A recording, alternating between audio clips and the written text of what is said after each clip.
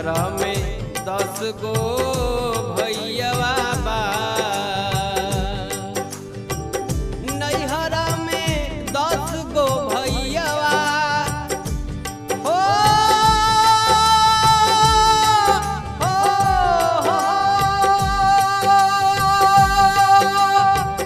नैहर में 10 गो भैया 10 गो भौजिया बाड़िए राम। नैहर में 10 गो भैया 10 गो भौजिया बाड़िए राम। तब हुना मनवा जोर लागे, तब हुना मनवा जोर लागे, एक ही सजना